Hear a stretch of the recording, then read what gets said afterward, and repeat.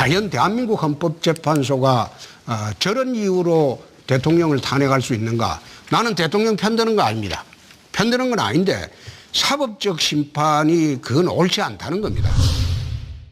박근혜 전 대통령의 탄핵 과정에 대해서 질문드리겠습니다. 박 전 대통령 탄핵 과정에 대해서 민주주의가 아니라 민중재판이다. 그리고 박 전 대통령이 정치투쟁에서 졌다. 이런 평가도 하시고 했는데요. 박 전 대통령에 대한 탄핵에 대해서 어떻게 규정을 하고 계신지 조금 자세히 설명해 주십시오. 저는 그 탄핵을 정치투쟁으로 봅니다. 정치투쟁으로 보는데 본질을 정치투쟁에서 본질에서 졌다고는 저는 그래 봅니다.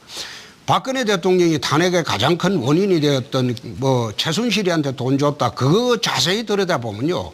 박근혜 대통령이 최순실이한테 돈이 간 것이 아니라 K스포츠하고 미르재단인가 거기에 재벌한테 출연해달라고 요청을 했습니다. 근데 그 재산은 지금 그 재단에 그대로 다 있습니다. 그걸 최순실이가 들어묻거나 한 게 하나도 없어요. 그래서 그는 나 재판 과정에 공정한 재판을 하면 이 무죄라고 봅니다.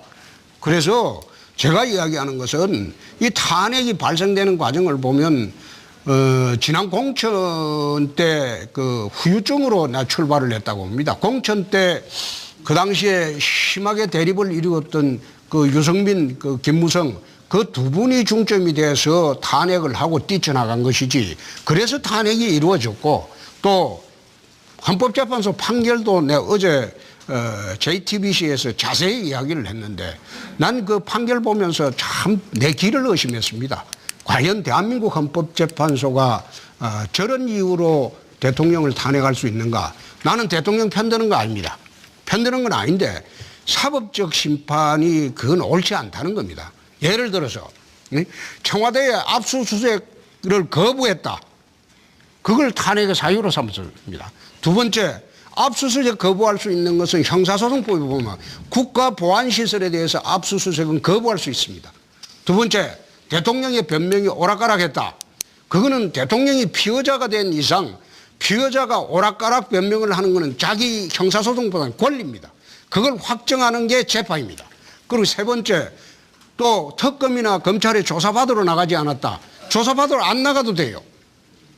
그게 형사소송보다는 피의자의 권리입니다. 그러면 조사받으러 안 나가면 강제수사를 해야죠. 그 절차가 있는데 그 세 가지 이유를 들어가지고 마치 이것이 대통령이 헌법수호 의지가 없는 양 그래 판결하는 것을 보고 저희 헌법재판소 판결이 맞나? 마치 잡범들한테 마지막에 훈계를 하면서 니 왜 거짓말했나? 결론을 내면서 재판 끝나고 난 뒤에 훈계를 하면서 너 실형 가라. 너 반성하고 있으니까 집행유예 가라. 잡범들한테 훈계하면서 재판하는 그 꼴이다 이 말이에요. 그래서 내가 그거는 누차 이야기를 냈습니다. 이거는 헌법재판이 아니다. 민중재판이다. 촛불이 겁이 나니까. 또 문재인 후보가 탄핵이 안 받아들이지만 민중혁명을 하겠다고 했잖아요. 또 뭐라고 했습니까? 보수를 불태워버리겠다고 했습니다. 이런 막말을 그 문재인 후보 하는 거 보고 겁이 난 겁니다. 그래서 내가 이런 판결은 옳지 않다. 나는 절대 박근혜 대통령에 비판도 많이 한 사람입니다. 그래서 참 우리 우파 진영에서 내 비난도 많이 받고 있어요.